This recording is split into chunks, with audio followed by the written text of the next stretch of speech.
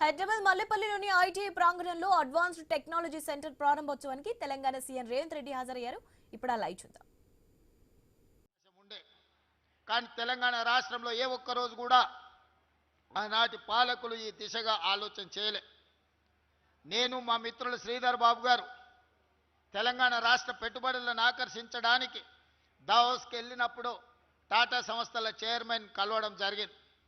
వారితో చర్చించినప్పుడు టాటా ఆటోమొబైల్ ఇండస్ట్రీలో ఎన్నో ఉద్యోగ ఉపాధి అవకాశాలు ఖాళీలు ఉన్నాయి, ఎక్కడ విద్యార్థులు దొరకడం లేదు, మేము ఉద్యోగాలు ఇస్తామన్నా ఆ శిక్షణ ఉన్న వాళ్ళు ఈ దేశంలో ఈ రాష్ట్రంలో లేరు అని చెప్పి వారు నా దృష్టికి తీసుకురావడం జరిగింది.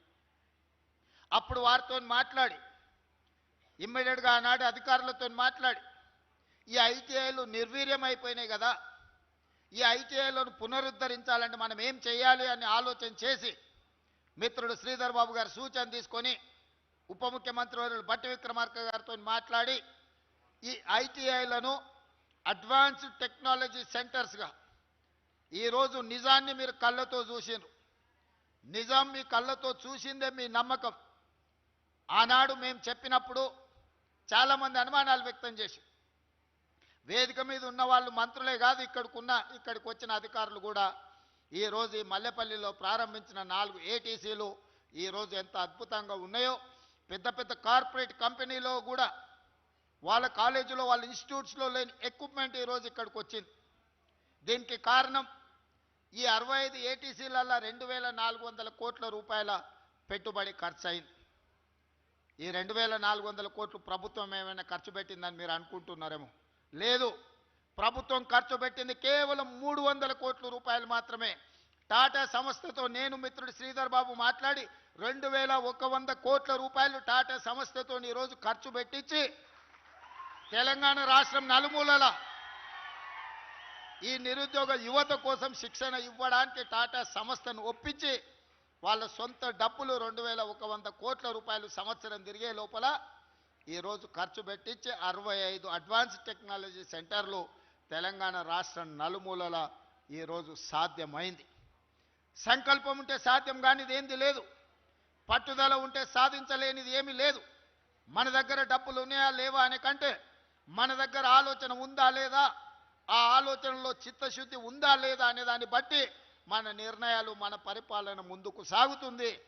మా చిత్తశుద్ధికి మా పరిపాలనకు ఉదాహరణనే ఈరోజు ప్రారంభించుకున్న 65 అడ్వాన్స్డ్ టెక్నాలజీ సెంటర్స్ అని చెప్పి నేను ఈరోజు వేదిక మీద నుంచి చెప్పదలుచుకున్నాను.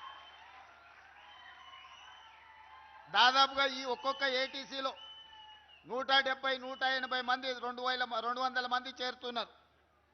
90% ఉద్యోగాలు ఆల్రెడీ చేరి శిక్షణ పొందిన వాళ్ళకి 90% పైగా ఉద్యోగాలు దొరికినాయి. ఇవి సరిపోవు, భవిష్యత్తులో ఇంకా పెంచాలన్న ఆలోచనతోని ఇంకొక 51 ఏటీసీలను ఈరోజు అదనంగా మంజూరు చేసినాం. రాబోయే సంవత్సరంలో ఆ 51ని కూడా పూర్తి చేసి తెలంగాణ రాష్ట్రంలో 116 అడ్వాన్స్డ్ టెక్నాలజీ సెంటర్ల ద్వారా నిరుద్యోగ తెలంగాణ యువతకు శిక్షణ ఇప్పించడం.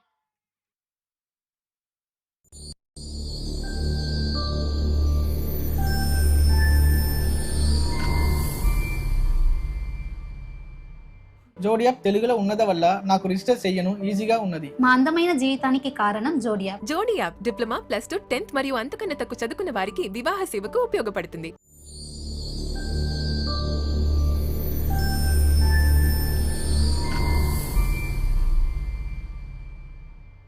మన వ్యవస్థ ఎంత దెబ్బతినిపోయిందో నాకు అర్థమవుతుంది. కొడంగల్ నియోజకవర్గం నుంచి ఇతర ప్రాంతాల నుంచి తల్లిదండ్రులు వస్తారు, సార్ మా పిల్లగాడు ఇంజనీరింగ్ చదువుకున్నాడు నౌకరీ ఇప్పియని. ఎక్కడొస్తాయని ఆ పిల్లగాడిని అడిగితే వాడికి ఉద్యోగం ఎక్కడొస్తుందో వాడికి తెలియదు. పోనీ అప్లికేషన్ రాయరా అంటే వాడికి అప్లికేషన్ రాయడానికి వస్తలేదు. మరి ఎట్లనే ఇట్లా అంటే ఇక నువ్వే ఎత్తుకు సార్ ఏంటన్న నౌకరీ, నువ్వే నౌకరీ పెట్టి సార్, నువ్వే అప్లికేషన్ రాసుకో సార్, నువ్వు ముఖ్యమంత్రి కదా అని వాళ్ళ తల్లిదండ్రులు అంటారు. ఎవరైనా ప్రైవేట్ కార్పొరేట్ కంపెనీ ఒక వ్యక్తిని తీసుకుంటున్నాడంటే ₹1 జీతం ఇస్తే 10 రూపాయలు సంపాదించుకోవాలని వాళ్ళు ఉద్యోగం ఇస్తారు తప్ప ముఖ్యమంత్రి చెప్పిండాను, ఐటీ మంత్రి శ్రీధర్ బాబు గారు చెప్పిండాను ఈరోజు అట్లా ఉద్యోగాలు ఇచ్చే అవకాశాలు లేవు.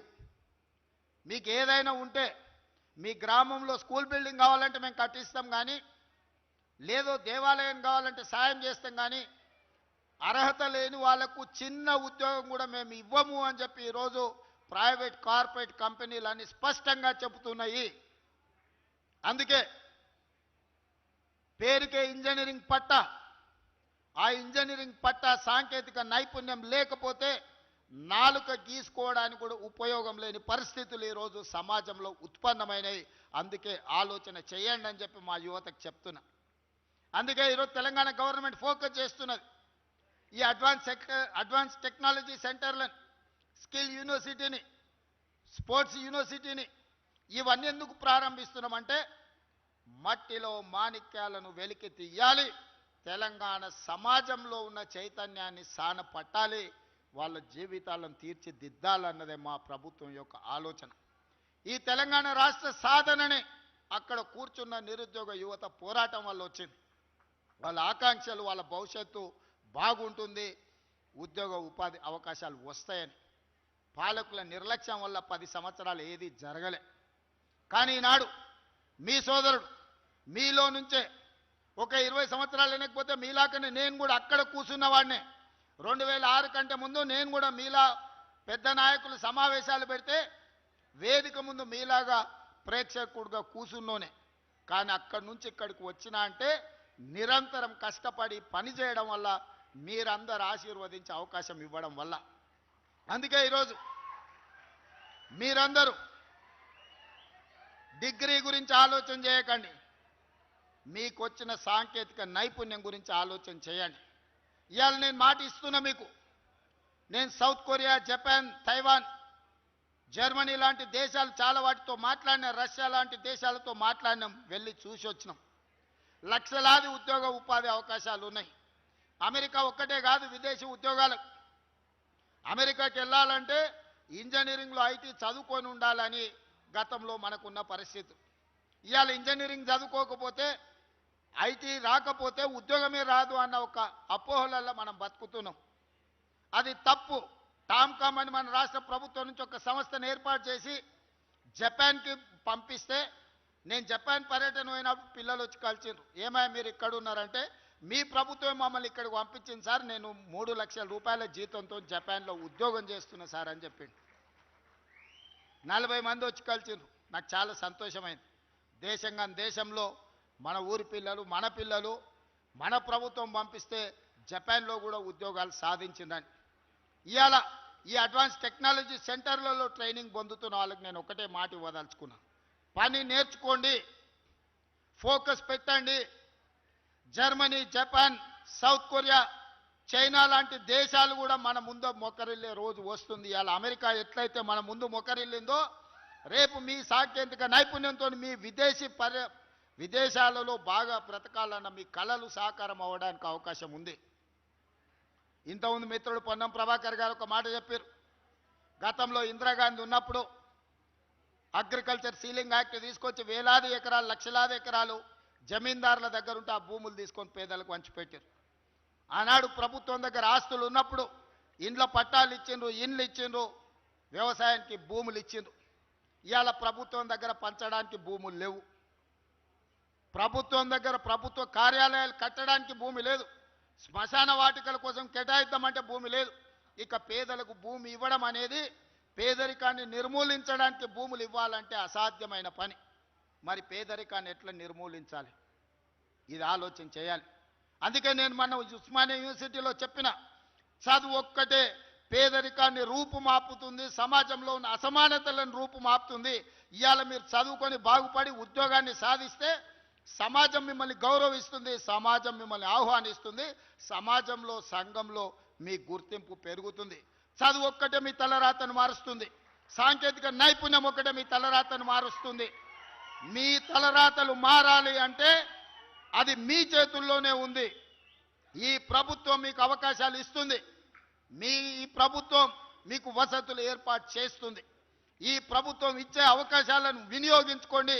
తద్వారా సాంకేతిక నైపుణ్యాన్ని సాధించడమే కాదు, చదువుకోండి, గొప్పగా రాణించండి.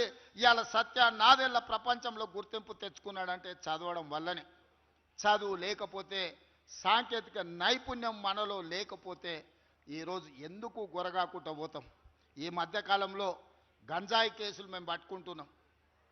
చెప్పడానికి బాధగా ఉంది. గంజాయి సరఫరా చేసేవాళ్ళు చాలా వరకు ఇంజనీరింగ్ గ్రాడ్యుయేట్స్, ఇంజనీరింగ్ చదువుకుంటున్న పిల్లలే సరఫరా చేస్తారు. ఇంజనీరింగ్ అయిపోయినాక ఉద్యోగం దొరకక మొదట వాడు అలవాటు చేసుకొని అలవాటు నుంచి అవసరాల కోసం గంజాయి వ్యాపారం చేసే పరిస్థితులు ఈరోజు తెలంగాణలో దాపురించినాయి. ఇది తెలంగాణ సమాజానికి పట్టిన చీడ. దీన్ని వదిలించాల్సిన అవసరం ఉంది. వ్యసనాల వైపు వెళ్ళకండి. వ్యసనాల బారిన పడ్డారంటే మీ తల్లిదండ్రుల దుఃఖాన్ని మీరు అంచనా కూడా వేయలేరు. ఒకప్పుడు ఒక కుటుంబంలో 4-5 అన్నదమ్ములు ఉండేటోళ్ళు. ఒకరో ఇద్దరు అక్కరకపోయినా 2-3 బాగుపడితే ఆ కుటుంబాన్ని ఆదుకునేటోళ్ళు. ఇవాళ తల్లిదండ్రుల కలిపి ఒక్క పిల్లగాడో ఒక బిడ్డనో ఉంటుంది.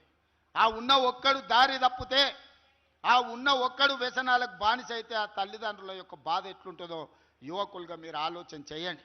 అందుకే మిత్రులారా, ఈ అవకాశాన్ని వాడుకోండి. నేను మా మిత్రులు శ్రీధర్ బాబు గారికి, మొదట పొన్నం ప్రభాకర్ గారికి ఒక సూచన చేస్తున్నా. ఒకప్పుడు ఐటీఐలో చదువుకుంటే ఆర్టీసీ వాళ్ళు అప్రెంటిషిప్ కింద వాళ్ళకి ట్రైనింగ్ ఇచ్చేటోళ్ళు ఆర్టీలో తీసుకొని, మరి ఈరోజు ఎందుకు తీసుకుంటలేరో నాకు తెలియదు. మీరు దయచేసి మీ ఆర్టీసీలో, ఏటీసీలో చదువుకున్న పిల్లలకు అప్రెంటిషిప్ ఇచ్చి వాళ్ళకు అవకాశం కల్పించి వాళ్ళలో ఉన్న నైపుణ్యాన్ని పెంపొందించడానికి దానకిషోర్ ప్రిన్సిపల్ సెక్రటరీ గారు పిలిపించుకొని మీరు మీ ఆర్టీసీకి సంబంధించిన అధికారులతో మాట్లాడి ఇక్కడ ట్రైనింగ్ పొందిన విద్యార్థులకు ఆర్టీసీలో అప్రెంటిషిప్ ఇవ్వండి. అదేవిధంగా మిత్రులు శ్రీధర్ బాబు గారికి నా రిక్వెస్ట్, ఆయన కొంచెం బలం ఉన్నోడు, కొంచెం టెక్నిక్ ఉన్నోడు. కొన్ని పనులు నాతో కాకపోతే ఆయనతో చేపిస్తుంటా. ఆర్థిక మంత్రి ఆయనకు చాలా దగ్గర. మేము చెప్తున్నాడు కానీ ఆయన చెప్పంగానే సరే అంటాడు. వచ్చే సంవత్సరం నుంచి ఈ ఏటీసీలలో జాయిన్ అయిన ప్రతి విద్యార్థికి ప్రతి నెల 2,000 రూపాయల స్కాలర్షిప్ అందించడం ద్వారా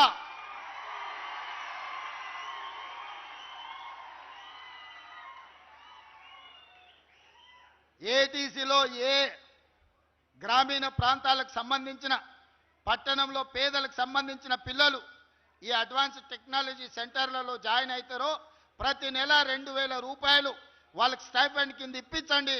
ఆ పిల్లలకు దొవ్వ ఖర్చులకు, ఉండడానికి ఖర్చులకు వెళ్తాయి. ఆ పిల్లలు చదువుకుంటారు. ఆ ప్రోత్సాహం ఇవ్వాల్సిన బాధ్యత మన రాష్ట్ర ప్రభుత్వాన్ని. ఎక్కడెక్కడో ఖర్చు పెడుతున్నాం, కానీ ఇది భవిష్యత్తు పెట్టుబడి. ఇది సంక్షేమ పథకం కాదు, ఇది భవిష్యత్తుకు పెట్టుబడి. మీరు ఎట్లయినా ఆర్థిక మంత్రి గారిని ఒప్పించి ప్రతి నెల ఏటీసీలో చేరే ప్రతి విద్యార్థికి వచ్చే అకాడమిక్ ఇయర్లో 2,000 రూపాయలు ప్రతి విద్యార్థికి ఇచ్చేటట్టుగా మీరు నాకు మద్దతుగా మీరే ముందుండి దీన్ని పరిష్కరించాల్సిందిగా మీకు విజ్ఞప్తి చేస్తున్నా. మిత్రులారా, అన్ని అవకాశాలు ఇస్తుంది ప్రభుత్వం, కానీ మీరు బాగుపడాలి.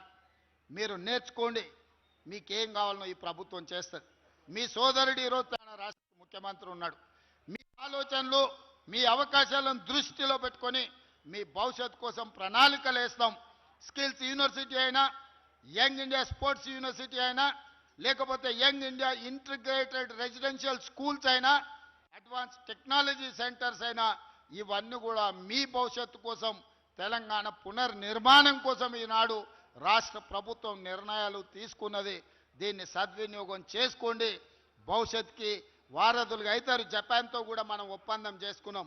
జపనీస్ లాంగ్వేజ్ నేర్పడానికి ఈనాడు జపాన్ నుంచి మనకు టీచర్స్ వస్తారు.